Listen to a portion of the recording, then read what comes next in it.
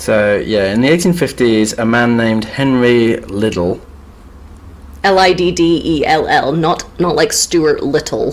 Oh, or like Lidl the supermarket. Or not like Little the supermarket. I did a tweet a while back, and it was of Alice going through the looking glass and then coming out, and I wrote Alice Liddell, Alice Aldi. I thought, that's funny. I think I liked that. No, well, let's put it back up. In conjunction with this, I want to piggyback on this, for God's sake. Must be doing something for me. Please, guys, he's desperate. Yeah, I am, yeah.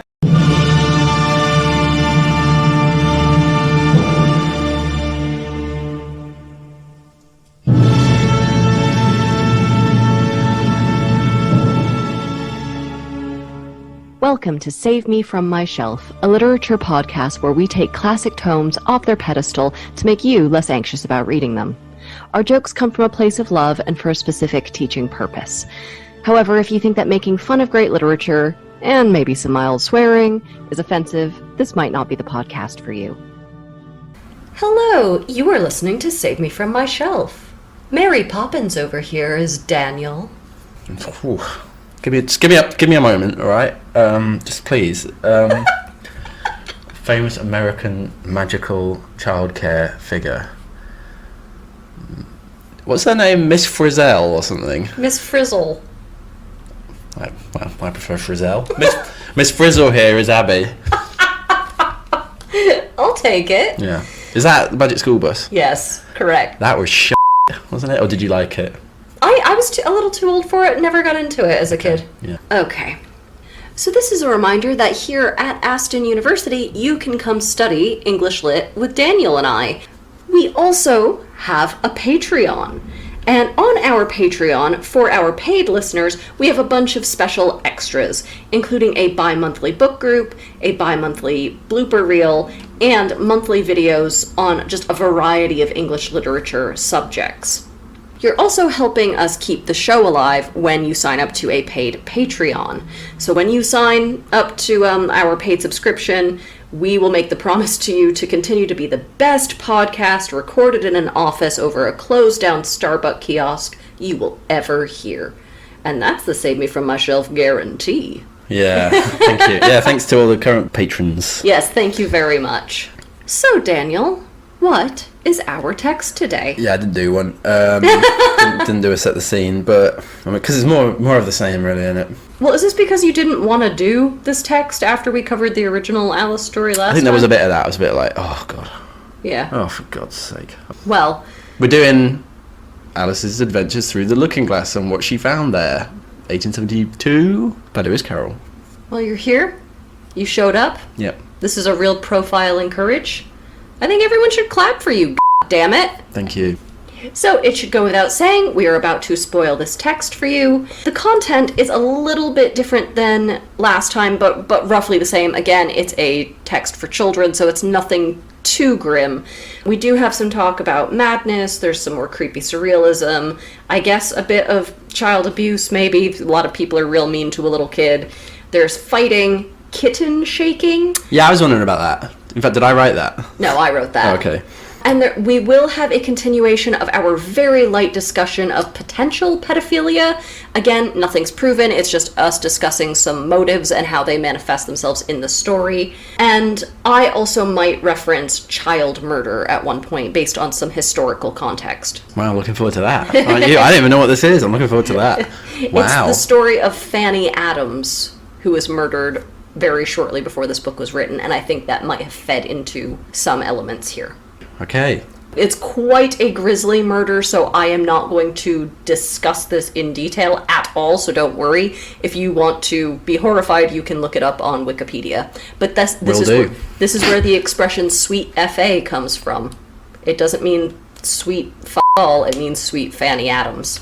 In terms of the background, I mean, again, we did this last time. We covered Lewis Carroll's life, we covered what literary nonsense was as a genre. I'm not sure that there's much more context needed for the sequel. I mean, Lewis Carroll basically just said, hey, y'all want some Alice DLC? And everyone went, yep. I assumed that his agent was like, Alice was big. Now we need another one, like... Charlie boy, come on. Yeah, exactly. I thought it was like that. We needed some voice work in there, I guess, because we're not getting much of it in this episode. Maybe we will. What does an egg's voice sound like? You'll find out. Oh no, I don't want that. Yeah. I was just going to say that, yeah, as you've already said, this text is slightly more melancholy, isn't it? I didn't even know about the Fanny Adams thing, but I read that Lewis Carroll's dad had just died, and also he'd become estranged from the Liddles, and of course Alice Liddle.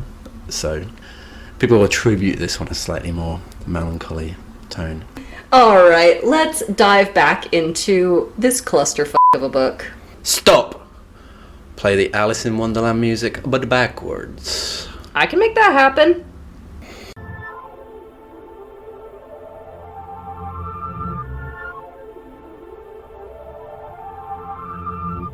The book opens with a little kind of preamble, doesn't it? It's got this chess diagram. If you're like me, like a kind of intellectual type, you go to the puzzle page of the newspaper, and there's these little chess puzzles that you can solve, and I did them in I don't know, 1 minute and a half, stuff like that.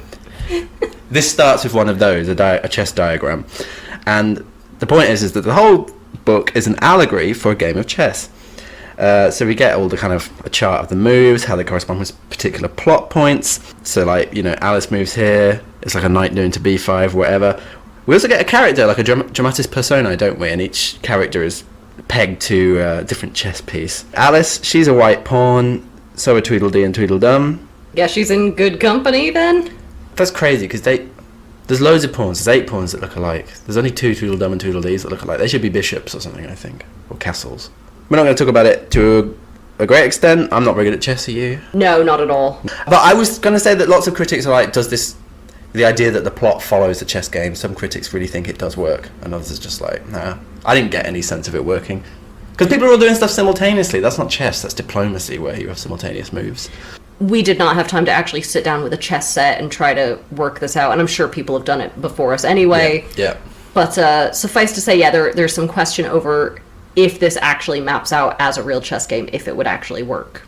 I say no, from my limited expertise. Now remember, this is a sequel, so where we last left off, Alice was trying to defuse a bomb in a car that was teetering on the edge of a cliff. Oh, very good. Yeah. Just kidding. No, there's been none of that. This is probably about 6 months after the end of the last book. There have been no further adventures that we know of. And we open on Dinah, Alice's long-revered cat, who is washing her kitten's faces. Now, the white kitten is very good, but the black kitten is naughty and gets into mischief, and this can't at all be interpreted in any sort of mid-Victorian racist way.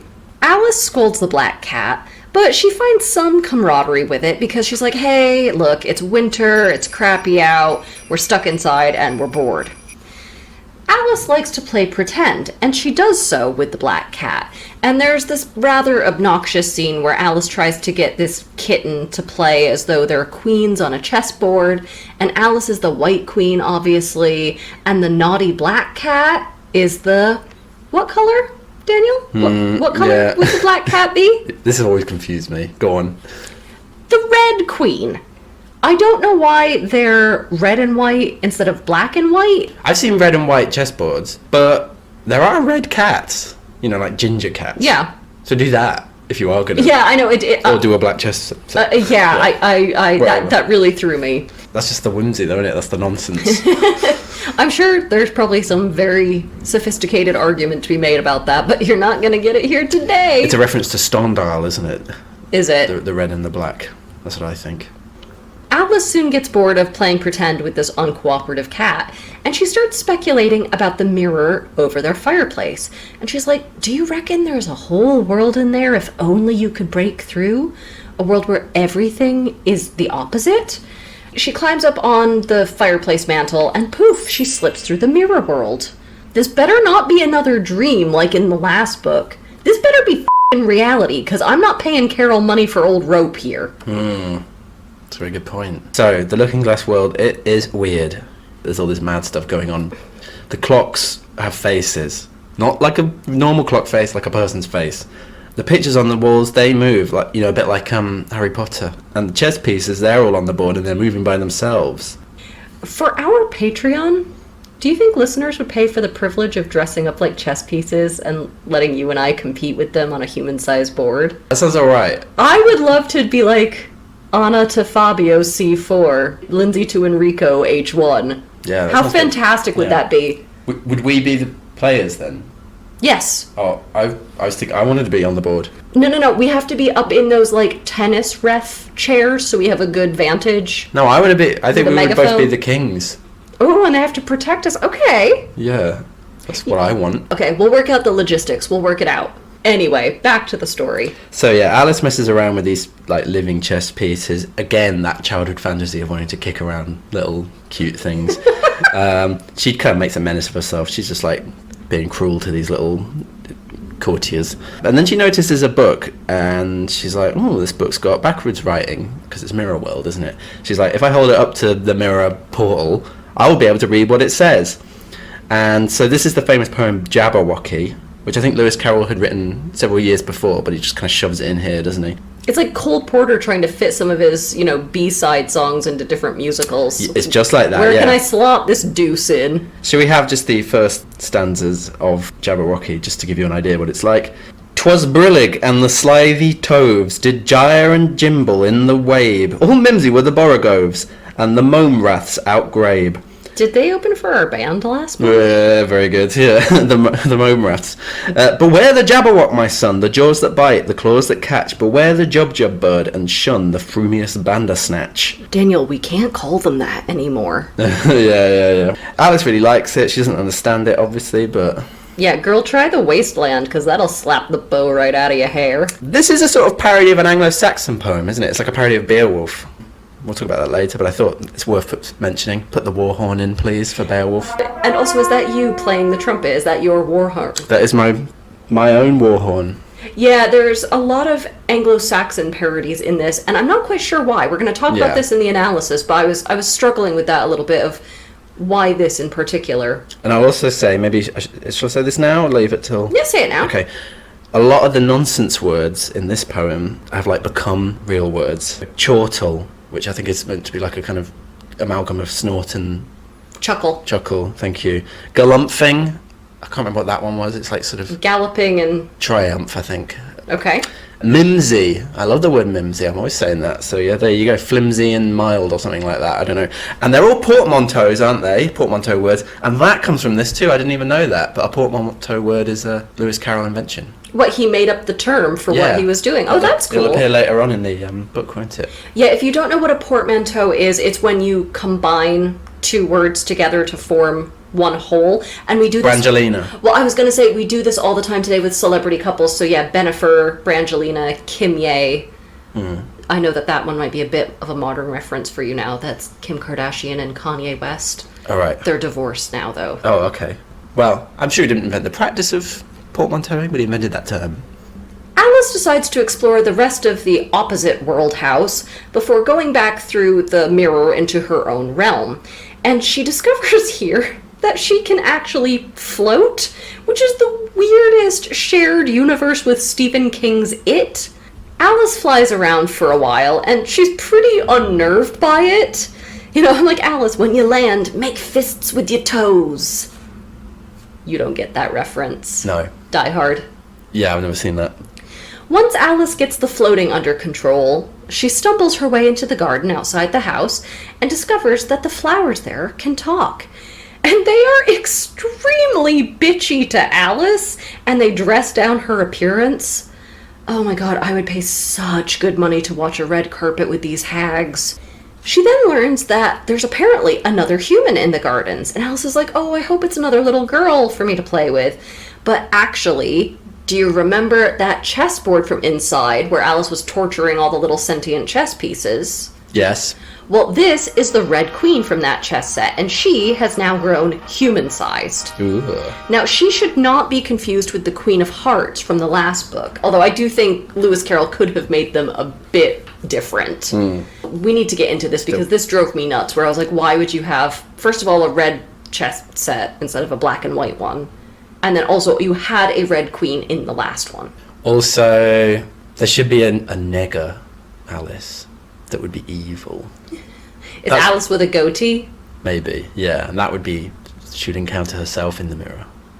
That would be much better, and then at some point the goatee gets ripped off and they're standing on a rooftop somewhere and the Mad Hatter has to figure out which one of them to shoot. Okay, whatever. Carry on. They walk for a while, and Alice notices that the world outside the garden is broken up into enormous squares, like a chessboard. And she says, gee, I wish I could be part of some big game of chess, and maybe I could play a queen, hint, hint. And the Red Queen's like, that's cute. You can be the White Queen's pawn, dummy. So, a little note here for fans of the Tim Burton Alice in Wonderland film from 2010. Listening? That's me. I love that. You would rather die than watch that shit. I'm just happy it's in the world. So, in that film, they make the Queen of Hearts, not the Red Queen, hate the White Queen in that. And in that film, the Queen of Hearts basically runs around screaming, death to Whitey. But in the actual book, the Red and White Queen are friends. So, that kind of negates all of that drama that you might be anticipating there.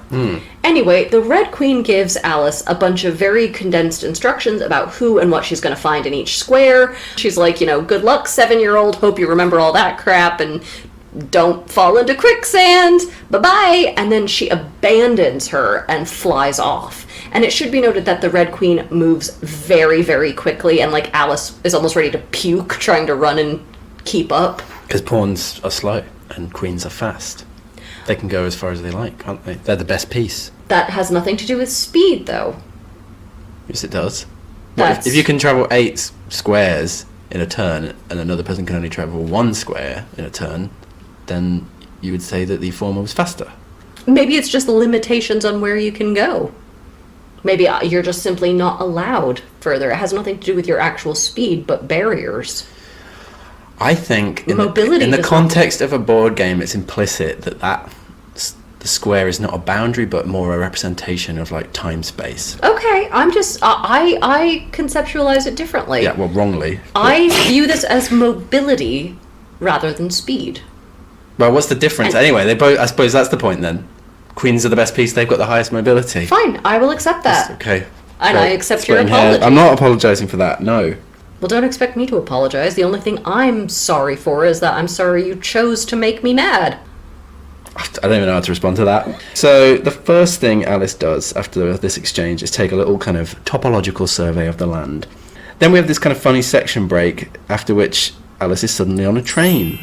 The last book had a lot of like sort of segues into different things. Here it's like snap your fingers, all of a sudden what? Sorry, where are we? Yeah, in the other one it's more like turn a corner and something strange happens, whereas here, yeah, just a straight cut. Yeah, Alice is on a train now. She doesn't have a ticket. Wow, they never check anymore, do they? They let her travel anyway, despite the lack of ticket. And she's in a compartment with a man in white, a goat, and a beetle. And they do some wordplay, all that lovely, fun bullshit that we love. A gnat, at this point, starts whispering in Alice's ear, and we actually have it in tiny print, don't we? A bit of that sort of metatextual stuff. Size does matter. You're a size queen. I've always said that. Or a size pawn. I was just going to say size 4 font or something like that. Oh. Then the train jumps over a brook, one of these squares. And we have another weird transition. The train dissolves and Alice finds herself sitting under a tree, just talking to the gnat, which is now the size of a chicken. So Lewis Carroll isn't just embracing dream logic here. He's practically French kissing dream logic. He's about to fall in love and start a family with dream logic. There's a bit of wordplay on different types of bugs. Bread and butterfly, rocking horsefly, lots of kind of Victorian nursery paraphernalia, isn't there, really? That's the world that you live in if you're a Victorian child. You just eat loads of bread and butter. During all of this, Alice realises she's forgotten her own name. This must be the square where weird things happen to your name. The Red Queen didn't mention that. Again, this is quite Spartan, right? Like, the adults in this book are like, hey, kid, you either figure it out or you don't. Come back with your anthropomorphized pack of playing cards or on it. Like, they really do let her sort of stumble into fairly alarming and dangerous situations. But where you forget your name? Well, I do that 6 times before breakfast. Thankfully, there's a sign nearby that says this way to Tweedledee and Tweedledum's house. So Alice immediately runs into these big round freaks in the woods, and she has instant buyer's remorse. She does not like them at all. Creepy old men that look like fat schoolboys. How could you not dislike that? She asks them how to get out of the woods, but instead, they play some more word games with her. How refreshing. So when she tries to shake hands with them, they somehow all end up dancing around like those chicks in Midsummer, and then they share this little ditty about a walrus. And it's not a cool one. No one in this is an Eggman. At least not yet, although we will have an Eggman in this book eventually. Yeah. No, this song is about a walrus and a carpenter. And in the song, the walrus and the carpenter trick some oysters into leaving the sea and going with them on a hike. Then we get a poem within a poem when the walrus decides to orate to his little gaggle of oysters. Is that the collective noun? Is that the collective noun for oysters? Ooh. The preferred? Oh, what is the... Please write in if you know the collective noun for oyster. They're bollocks, and it's not real, is it, collective nouns? Do you want to look it up? I'm going to look it up. Everyone stay tuned while Daniel Googles something.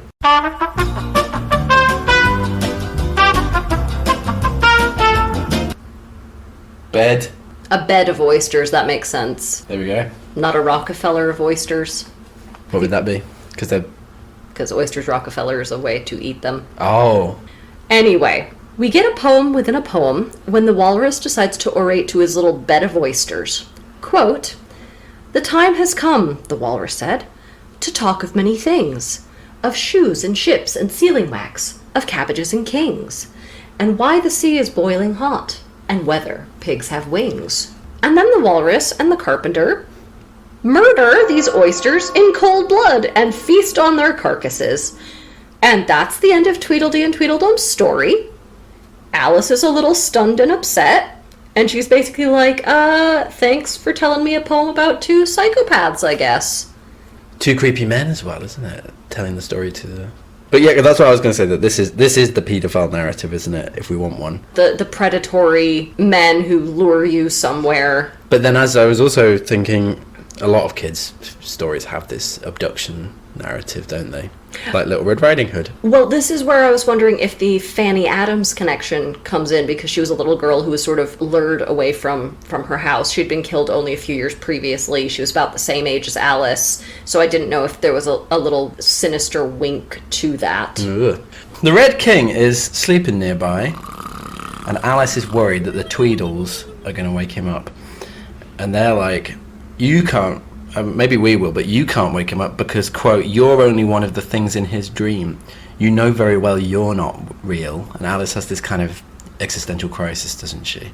Man, David Lynch's Alice would slap. That's not my casting, but I'm just thinking now. It's a bit on the nose, really, isn't it? Yeah. So the two brothers, they eventually get into an argument over a broken rattle, because they're characters from a kind of rhyme, aren't they?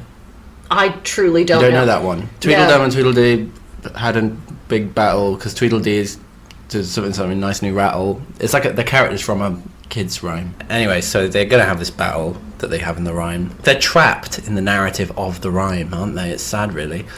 Yeah, and if you add a third one of these jabronis, they'd be those Hanson brothers from Slapshot.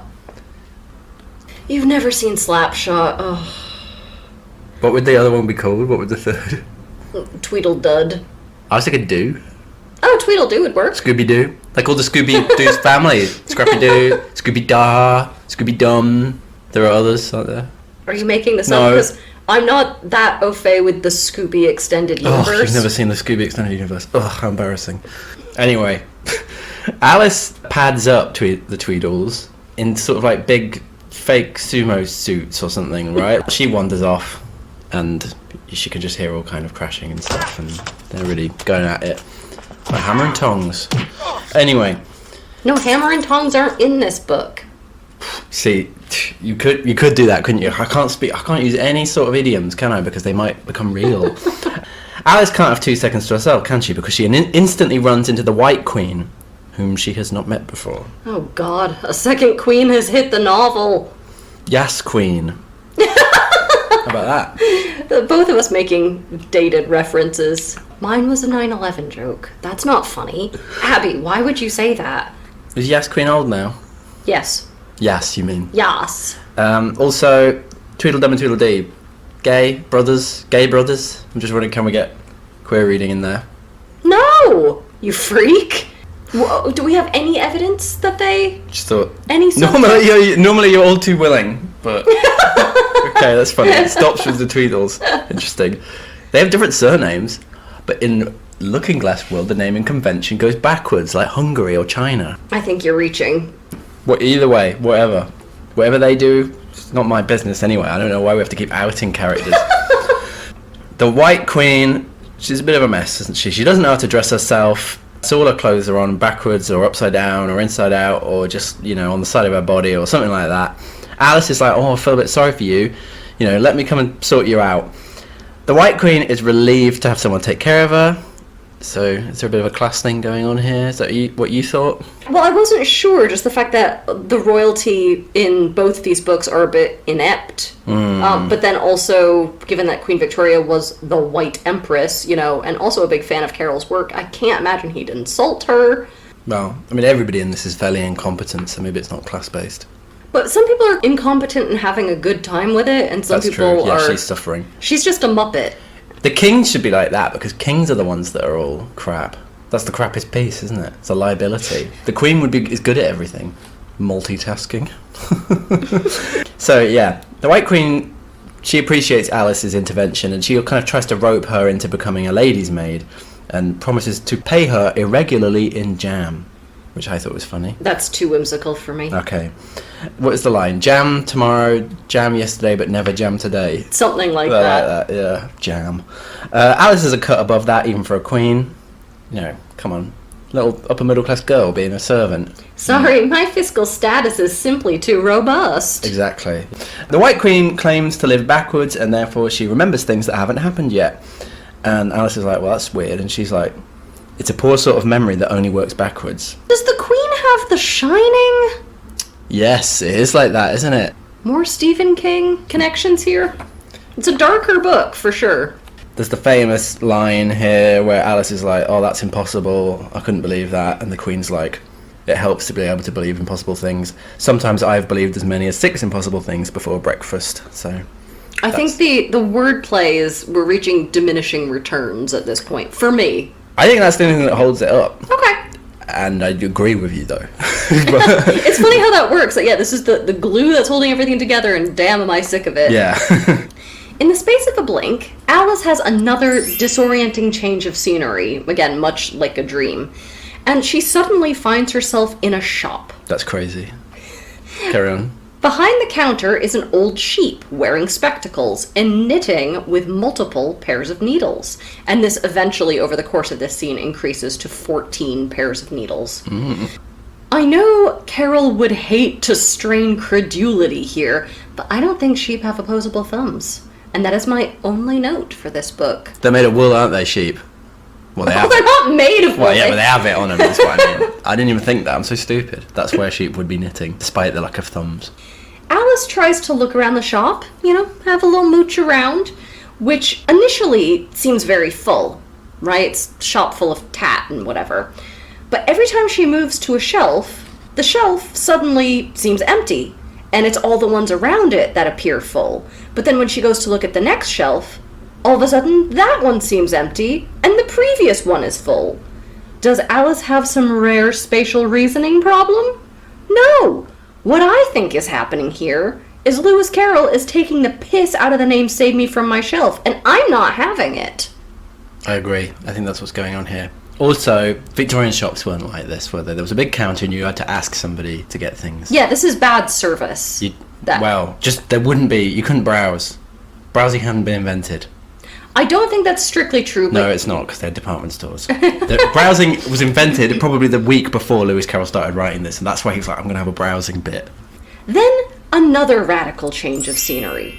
Suddenly, Alice and the sheep are out in a rowboat for some reason, and Alice is the one doing the rowing, and the rowing is incredibly difficult.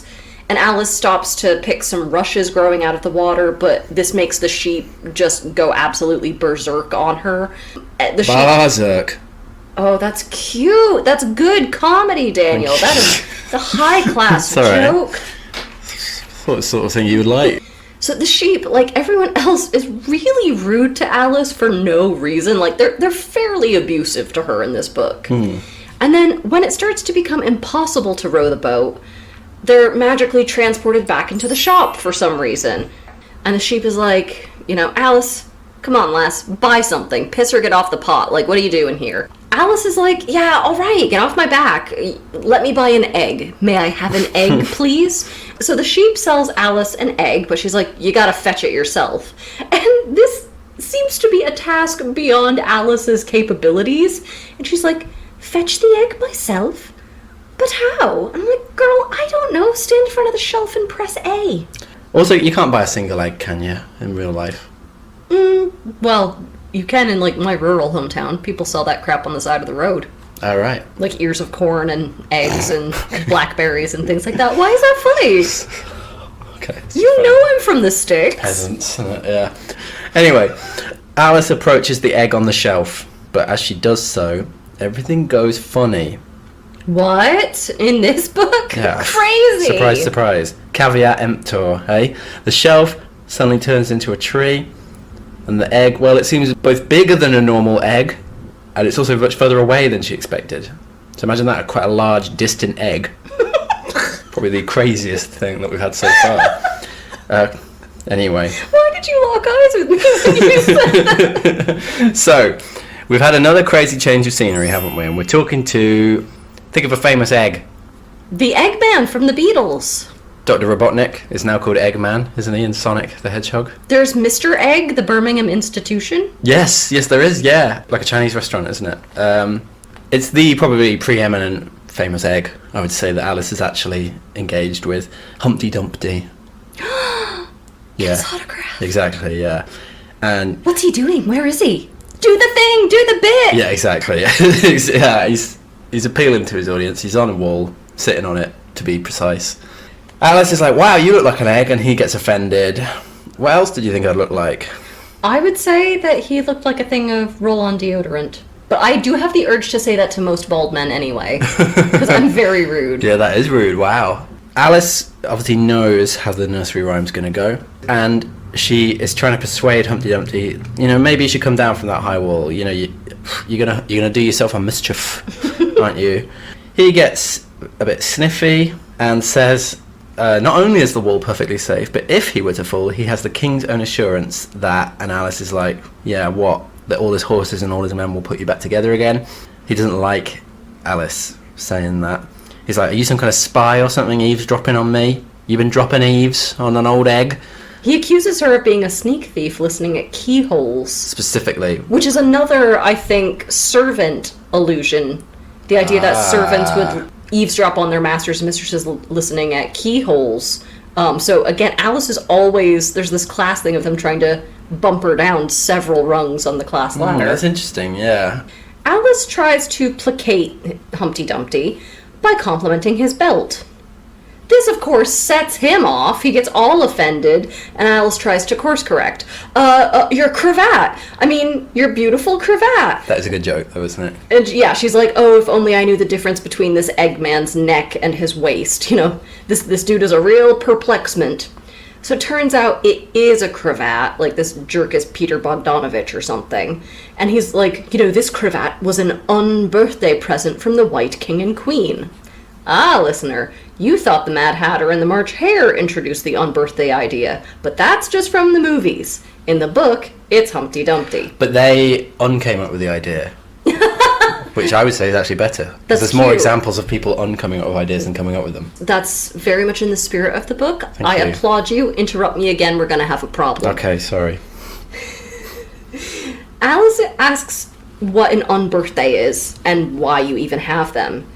And he's like, it's basically any day that's not your birthday. And he explains that unbirthdays are better than birthdays because you have more of them in a year. Idiot. Alice tries to change the subject. And she's like, have you heard of this poem, Jabberwocky? Because I read it at the beginning of this book, and I didn't understand a goddamn word, and maybe you could explain it to me. This is a classic woman technique. Ah, it is, isn't it? Yeah. A man's getting aggressive with you, you change the subject, you flatter their vanity. Yeah. I'm just a big dumb baby. Could you help me? Yeah. I've pulled Gladly. Yeah. Alice runs through some verses of Jabberwocky, and remember that most of these words are completely made up. They're portmanteaus. They're, combinations. And Humpty Dumpty is able to define some of them, but that only makes the poem more confusing because even once we have the definition, it doesn't seem to fit in context. But that's because Humpty Dumpty has some kind of radical linguistic subjectivism, doesn't he? He says, when I use a word, it means just what I choose it to mean, neither more nor less. Does he say something like, who's the master, me or the word? I choose its meaning. I am ready for Noam Chomsky to come kick this guy's ass. Coincidentally, Noam Chomsky would be a great name for an egg. Yeah, you're right, yeah. So when Humpty Dumpty gets sick of all of this, he decides he wants to recite his own poetry at Alice. The poem, it's, needless to say, listener, it's quite a strange poem. What? It'd be funnier, actually, if it were a kind of, just a normal kind of lyric poem, but recited by an egg. I didn't know an egg had such depth. I feel like I can see into his yolk. Anyway, Humpty Dumpty in the poem, he describes having a fight with a fish. Sure, why not? Kedgeree. That's how Kedgeree was born. The poem then just breaks off in the middle, and Humpty Dumpty says, that's all there is that exists of it. Bye! Alice realises she's been rudely dismissed out of nowhere, but she's too relieved to be offended. But she wanders off, and then at that very point, she hears a huge crash. So what happened? Did Humpty fall? Was he pushed? That's what... We assume that something like that's happened because loads of horses and soldiers start pouring out of the woods. Yeah, I'd be like, good, Alice, it happened. You can rest. Your watch is over. So the White King is there at this point and introduces his quote-unquote Anglo-Saxon messengers. Heya and Hatta. That's the March Hare and the Mad Hatter. It's a little cameo for some reason. But in this, they're Anglo-Saxon for some reason. Long story short, the big crash was not that of a large talking egg. It was in fact a disturbance in town. The lion and the unicorn are fighting. So wait, so Humpty Dumpty didn't fall then? We've loaded Chekhov's egg and it didn't go off. Yeah. Because I feel like Morticia Addams flipping to the end of The Cat in the Hat and going, oh no, he lives. And this Hiya and Hatta thing, I did not get that at all. This is a cameo that completely passed me by. I was completely disoriented during this section of the book, and I don't know about you, but I had a really hard time even picturing anything. I felt like I was going hysterically blind. As we got to the Lion and the Unicorn, I ended up like that, feeling a bit like that. Okay. So Alice reaches this fight. As you may know, the Lion and the Unicorn are also characters in a rhyme, aren't they? This fight is so intense that they're sort of like a big Tasmanian devil dust cloud, aren't they? Or, the classic round cloud with fists coming out of it. This should just be called What's the Rumpus? The Book. They then stop and everybody has some tea. Let's all have plum cake, and Alice here can serve it. Again, being Servant bumped down, thing. yeah. Yeah. Alice is instructed to serve the cake first, then cut it. That's crazy. Thankfully, some exceptionally loud drumming starts and everyone runs away. Oh no, it's the cast of Stomp. Are they still going? I don't know. Okay. Alice moves on to another square, and this is where it more explicitly becomes a chess game. And I tell you what, if this were any chess game I were playing, the board would be getting flipped nigh about now. So, two knights reach the same square. Both of them claim Alice as their prisoner, and they fight over her. That's not even a component of chess, is it, taking prisoners? Taking prisoners, and also, you're telling me that you have a pawn, Alice, on a square, and two knights are able to reach it at the same time? That's not how chess works. No. That's what we in diplomacy would call a bounce. I am calling bullshit. That's what, in Abbey, we would call a bullshit. Well, I'm calling it a bounce. Okay.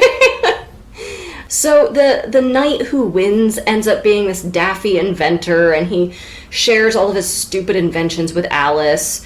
And then he offers to sing her a song, and she's like, oh no, is it a long song? And he's like, yep, it sure is. Some people call this song the Haddock's Eyes, and some people call it the Aged Man. And it has a bunch of other names, and here it is. Anyway, the knight says, once he's, finished up, if you go over to that square yonder, you'll stop being a pawn and will be a queen. Toodaloo. Alice excitedly goes over to the next square, and a crown materializes on her head.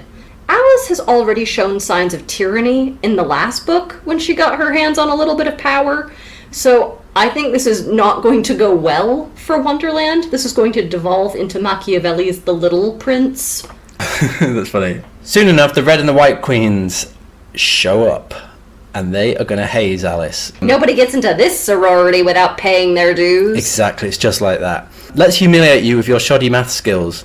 Quote, what's 1 and 1 and 1 and 1 and 1 and 1? Oh, I don't remember. Oh, you can't add. Divide a loaf by a knife. Alice can't do that either. The answer is bread and butter. That's stupid. I thought it was funny. Take a bone from a dog. What remains? The dog's temper. That's funny. Yes, Yeah. Okay, right. That one got a laugh. You gotta earn it. You gotta earn it with me. Yeah. They do this until both queens exhaust themselves and fall asleep. Right. So we're gonna enter our last little adventure in Wonderland. Can you end us on a banger, Daniel? I think I can. Okay. I think Take so. us there. I think so. Alice wanders off and discovers a castle with her name on it, not a rook. You say rook then. Yes. Okay, I say castle because I'm common. You were just yelling at me for buying corn from under an underpass. It was in an underpass. Sometimes. They have underpasses in Vermont. Yeah, we have highways. Right. That's mad. Tunnel corn from a neighbor. Yeah. No? Tunnel corn. Yeah. That sounds like a name, that, doesn't it? Old Gwendolyn Tunnel Corn. I'm going to make her me bride. So, she's got this castle. After some trouble getting the doorman to let her in, she goes in. It's her own castle. It's bollocks, really, isn't it? And discovers that there's a party already in full swing. And everyone from the book so far is there. They're all mingling together. It's turning into some sort of hideous rat king of whimsy. This is a bit like the Suicide Squad if the Suicide Squad's sole mission was insufferability. Yeah, hideous rat king of whimsy. There's a tagline, or whatever. Alice is late for her own feast. How embarrassing. There's a bit of a kerfuffle with the pudding. The pudding is sentient, and it speaks in a, quote, thick, suety sort of voice. Hate that. It's such a good line. Hate that detail. It's really funny. It doesn't like being cut into. Well, who would? Who amongst us? Well, maybe a pudding. I feel like it had been born for this moment. Anyway, everything goes a bit nightmarish and, I don't want to mince words here, swirly. And people turn into food or they dissolve into soup tureens, stuff like that. Alice eventually picks up the Red Queen. She's like, if I'm going, I'm taking you with me. It's that sort of thing, isn't it? The Queen's gone small now again, and Alice begins, shaking her. So yeah, that's your big climax. There's a firework at one point, isn't there? Can't remember. Truly can't remember. People dissolving in the soup tureen was a bit more of the wow factor than a firework for me. But what I like to call the wow factor. Right? That's funny. Yeah. Alice wakes up, or at least comes back to. It's not really clear, Ooh. but she's in her own world, and she discovers that she is shaking her mischievous black cat.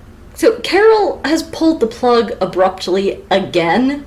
Again, I think he was like, this one was getting away from me a little bit at the end. And it's really unclear if she was dreaming, or more likely, I think, playing pretend with the cat, and she just got so absorbed in it that it felt like a dream.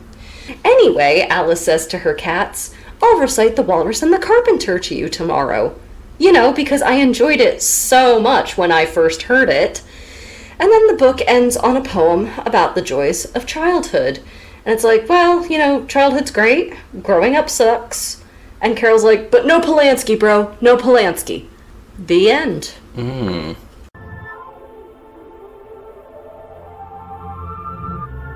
So, I have a very stupid idea for casting this. Oh wow, that makes a change.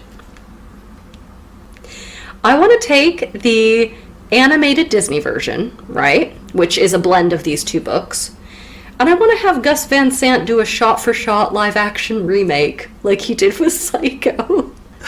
Okay, this is now the time whenever I mention this person, he gets cut.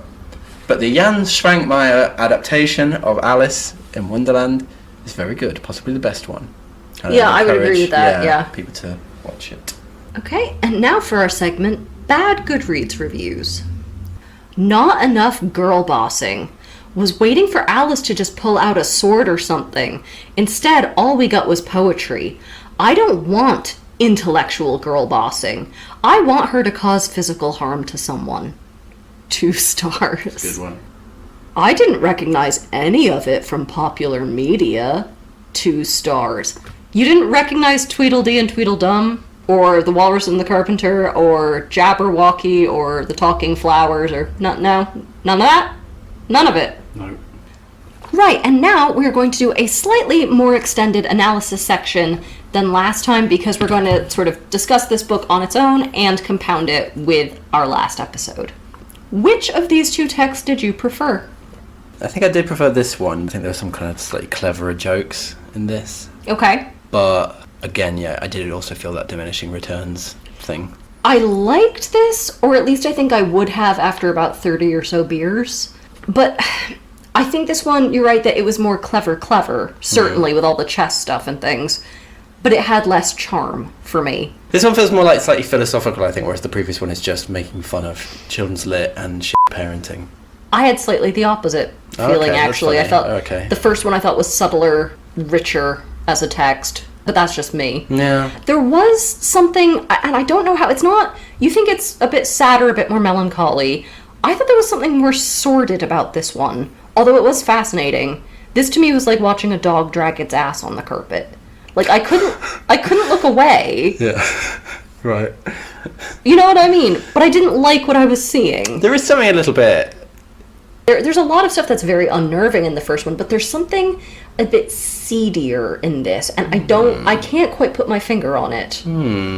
Okay, so let's pick up where we usually do, which is the form. So, as with the last book, Dreams and Madness are very heavily embedded in the plot and the structure of this. This one was way more disorienting and much more obviously dreamlike than the first book. And I think I said this last time, but I preferred the first book because it was subtler. There was... Yeah, definitely. It's better at the dream logic. Is she in a dream, or has she really gone to this slightly weird world? Whereas this one, you're like, well, there's no way that this could be real. Just like the mechanics of things, the weird scene transitions are so abrupt. Yeah.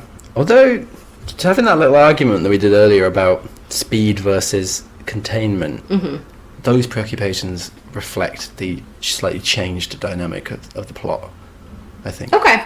Is this the same world as Wonderland? Because last time was very clearly Wonderland. Now we're through the looking glass. The Mad Hatter and the Hare are here in sort of slightly different guises. I wondered if we could connect that to child psychology, because we're having this burgeoning development of psychology in this sort of period, right? It's not in full swing, but people are starting to think about this.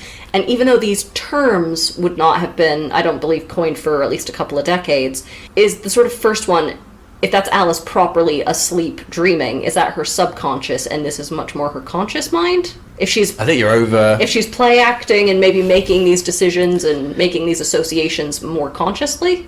Yeah, maybe. That would explain the breaks, wouldn't it? That it's more... There's an idea of, like, active control over it rather than sort of her being subject to a continuous sort of strange series of events, if you know what I mean. It's the first one is like the detritus of her brain just sort of filtering through, and this one is more... She has agency in making these decisions. I'm just throwing this out as a potential reading. Yeah. We just don't really have enough evidence, do we, either way? But I think you're right that it is exploring that idea of continuity. Or, like, the same themes bubbling up in different ways, which is a kind of psychoanalytic preoccupation, isn't it? And hence why Hatter and Hare would be back in this, but in a slightly different incarnation. We should also talk about games and wordplay in this. Yeah. Yeah, what's the function of the chessboard then? Why do we actually have this device? Are cards and chess cognates? There's more variety of what you can do with cards. Yeah. Oh, but in terms of different games. In terms of different games, yeah.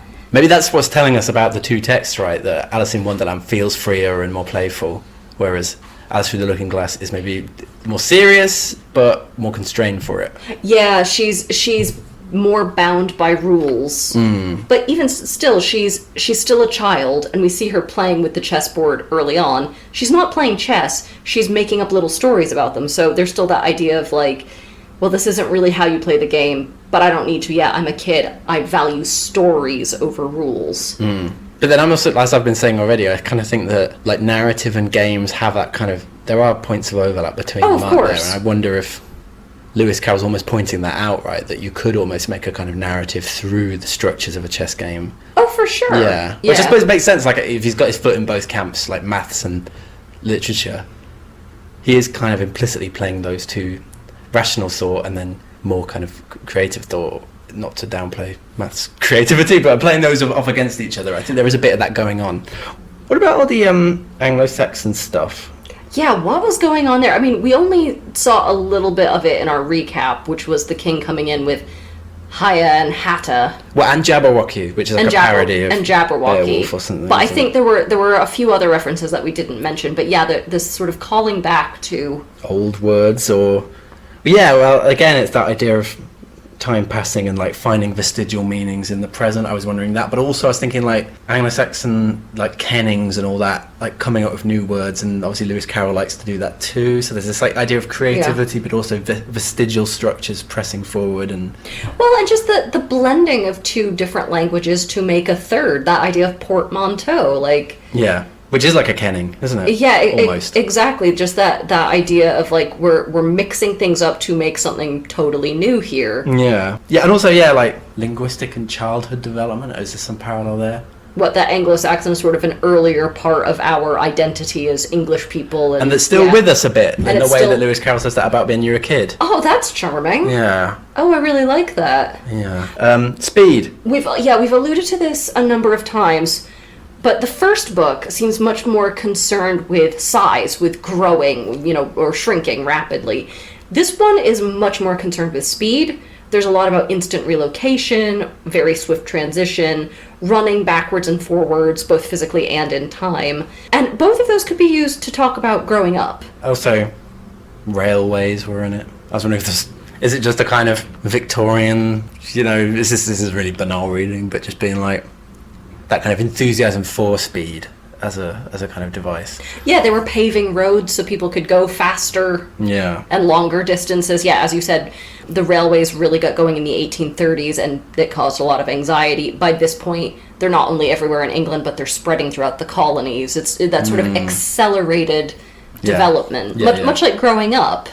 Also, isn't there a bit where the Queen's running really, really fast but doesn't go anywhere?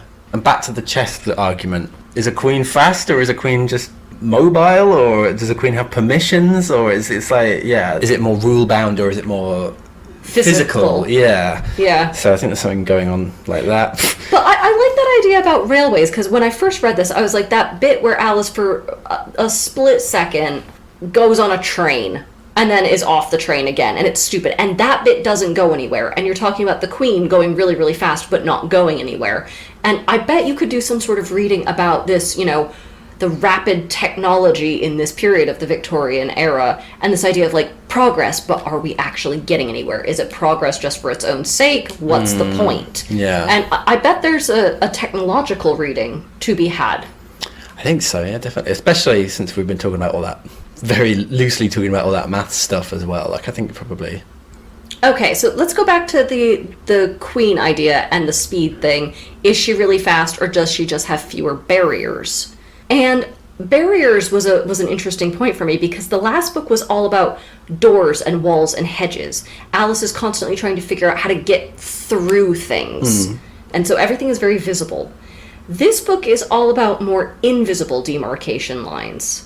I've sort of entered into this other realm. There aren't the same sort of barriers there, but things are going to be different, rules are going to be different here.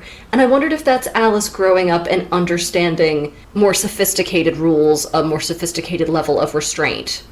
She's not like a baby that needs a baby gate anymore. She can be reasoned with and say, you can say... Internalized. You can't come in here, and she goes, okay. Follow the rules. Yes. Yeah. No, yeah, I'm sure. Yeah, that is there, isn't it? Definitely. Right, and so we should then go back to the thing that we ended on last time. I said I was going to bring it up again here. The Lewis Carroll pedophilia allegations. Again, there was a whole thing in our background in the last episode, so I'm not going to cover that here. We didn't find anything in our analysis last time of the previous book that sort of indicated any sort of pedophilic leanings. Is there anything to be found in this one beyond the repetition of it's such a shame that children have to grow up. Well, I didn't see anything apart from as we discussed with the wolves and the carpenter. But as I was saying, I thought that was more General fairy tale trope. But I was just thinking that we've got the whole Aston Institute for Forensic Linguistics. People whose job it is to discern paedophiles from text. Can't we get them in to tell us? I mean, to be fair, I think it's more that they track down stated pedophiles on the dark web. Oh, for God's sake. I thought they would just like read a book and be like, pedo. Okay. What's the point in that then? What, apart from catching actual criminals before they harm somebody? Well, when you say it like that... Yeah, if anyone from AIFL, anyone from the Aston Institute of Forensic Linguistics, if you happen to be listening to this and you want to be a bit of a literary detective, we would love to hear your perspective on this. Is Lewis Carroll a pedo in your professional opinion? At least according to the books. According to the books. On the scale, on the pedo scale. What's the SI unit of pedos?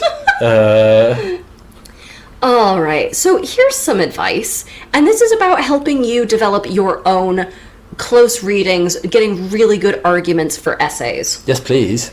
So English Lit is a great subject for absorbing other subjects, even ones that authors didn't intentionally work into their text.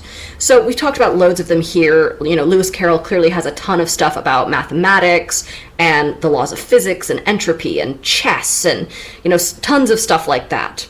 So if you are personally interested in something else, you know, sociology, history, politics, economics, science, math, religion, law, technology, any of that stuff, read books with your particular interest in mind. Like, not everything is going to work with every book, but I bet you guys would surprise yourself if you read really actively and dug really deep.